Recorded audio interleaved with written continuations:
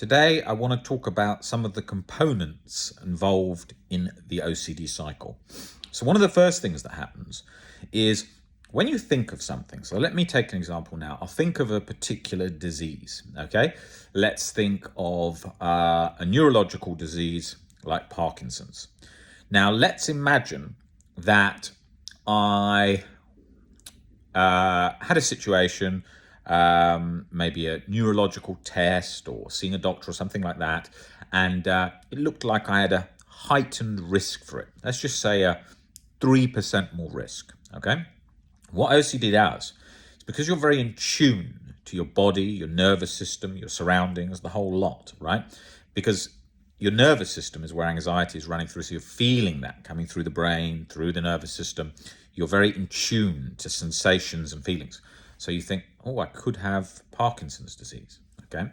Now your sensations are fixating on the areas which you would imagine Parkinson's disease to be linked to. So let's imagine some kind of twitching. Maybe you would sort of be very aware, am I twitching? Thinking about twitching. Was that just a little twitch that I did there? Was that a little muscle reflex? Especially when anxiety is pumping away. You've got physical anxiety pumping away. What happens is you get things like that. You get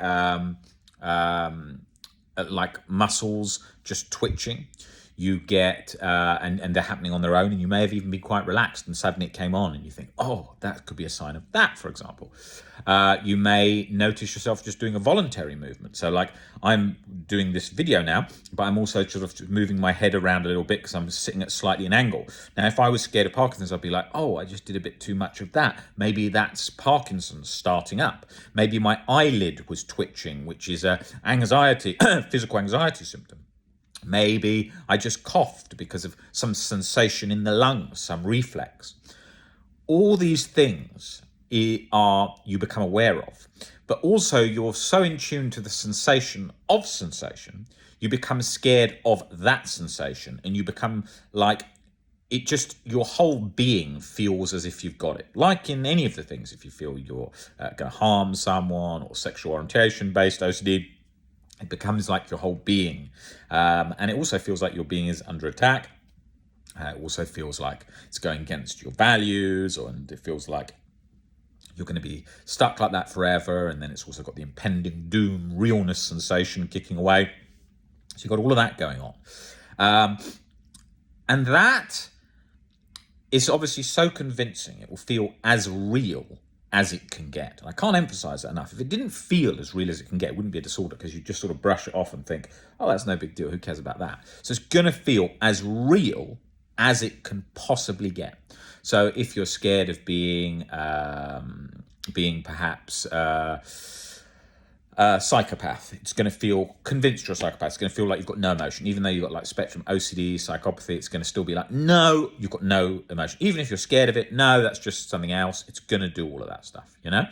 And so with the Parkinson's one, it's going to feel as if you've got it. Plus you're going to have this sensation that, oh, this is a real threat. I've really got this. And you're going to have all of that going on.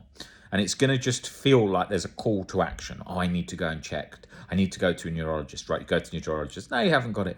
Oh, but it still feels so real. It feels like I should address this. It's always going to feel like you should address it, because that's the sort of fight or flight sensation of anxiety in general. And I can't emphasize how tricky it is as a disorder. Okay, it's very subtle.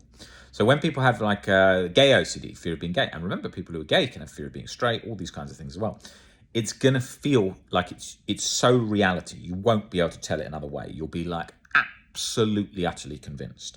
And it's going to do that. So be aware of that, because that's where people get themselves stuck so much, because when they're caught in that rabbit hole, that downward spiral, when they're so utterly convinced of things, it can become a problem, because they do so many compulsions, they do so many checks, they don't do anything to work on recovery because they think this is the exception and they're so convinced. So having some awareness of the situation, that doesn't mean you're going to believe it and be like, oh, okay, I had some awareness of OCD. No, because that would obviously override it, and it's not that simplistic, but it's an important part of the journey.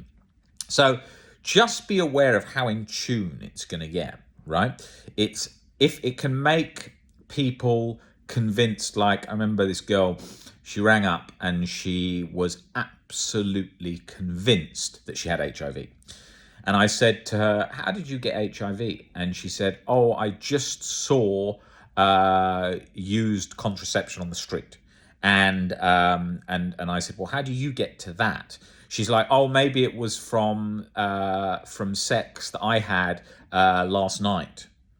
Now, you see, to someone who doesn't understand OCD would think, how on earth can that link together? Well, it's quite simple. Because the brain misfires at that point, plus the realness factor, she then becomes utterly convinced that that was her high-risk situation. She then goes and has an STD check. She thinks she's going to get relief because it promises relief, because it feels like relief's just there. Then she goes to get that and she doesn't get relief. And she goes for another one, another one, another one, another one. And then she starts avoiding everything. And so we see variations of those things all the time. I could tell you countless stories of OCD fears that you'd think, oh, I can't but see how anyone could get so worried about it. But it's easy when you're not that person specifically experiencing that to think that. Stories of people who wouldn't eat because they were scared that if they ate, they'd be zapped off to another planet and be stuck in an unknown galaxy away from all their family and friends for all eternity. Stories of people who wouldn't talk because they were scared that if they talked, any word would be blasphemous against God, so they stopped talking altogether. Stories of people that were scared to sneeze, so through sensory motor OCD, sensation-based fears, where they then thought that if they were aware of stopping a sneeze, they'd stop every sneeze and then they would cause brain damage. So then they were very scared of any sneezing sensations, believing it would be their last. I'm talking about different fears here that often get missed and people don't quickly realise are OCD. But there's many variations. Some people go years getting treatment for everything else other than OCD. And even when they bring this up, most people do not understand this because these are fears that easily go under the radar by the majority of people. I'm trying to think of some other ones that are interesting. The classic car ones, stopping on the motorway late at night, getting out, checking if there was an accident, putting themselves at higher risk of an accident because they feel so compelled, like someone who's addicted to something, taking further greater and greater risks when under that sensation pulling them. Because when you're chasing reassurance, you just sort of go after it at any cost sometimes, and you just keep pushing yourself. Not any cost of danger, but sometimes can be cost of danger for sure.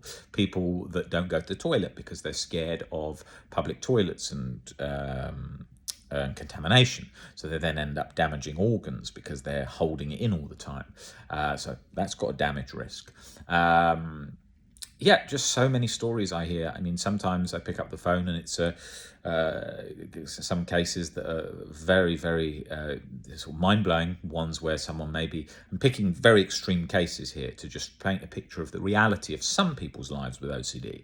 The majority are sort of chronic severe OCD where it's affecting them all the time, sort of like 24 hours a day, but they're still functioning to some degree, usually, right? But sometimes I get calls where somebody's maybe these very rare cases, someone's living in a sort of a hut in the forest for years because they're scared of something to do with society, and then lots of checks and compulsions, and they'd got to that situation. Situations of people who haven't left the house for 20 years or only walk from one couch to one chair to the bathroom, and it's all sort of mapped out and cleaned down everything so that they don't get any contamination going from one thing to the next thing, fear of it contaminating them or fear of it contaminating others. Every single variation that you could imagine of these things. People with hands completely bleeding and cut up and infected from washing over and over and over and over again.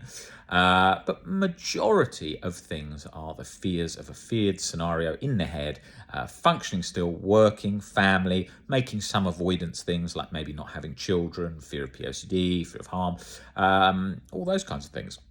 But usually, yeah, it's all where they're caught up in their head and can't stop the chronic guilt and chronic anxiety cycle. Yet, for me, at the beginning of my own journey, it got to an extent where it was so bad I was showering for 6 hours a day, using 5 whole bottles of shampoo a day, and couldn't get out of that cycle when I was in my late teenage years because I was super convinced that I would pass on a disease and hurt a loved one if I didn't do that.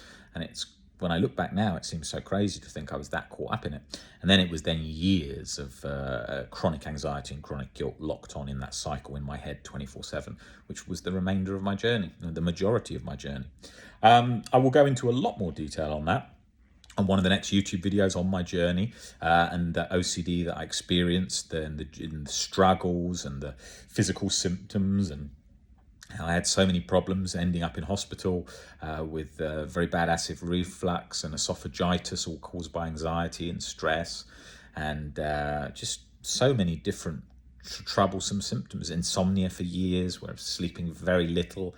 Used to feel like I wasn't even sort of connected to the world. Sort of when I did sleep, it was sort of light sleep, where I was like waking up like in a sort of machine gun like way, where I was sort of half awake, half asleep, and I could sort of see the room around me, but I wasn't awake, and just all this sort of sleep-related anxiety, physical symptoms. So yeah, I'll be covering that on the next video. Guys, great to receive all the comments and DMs we get for questions that people want me to cover on the YouTube videos. Keep those coming in, and I will do so. All right, guys, see you later.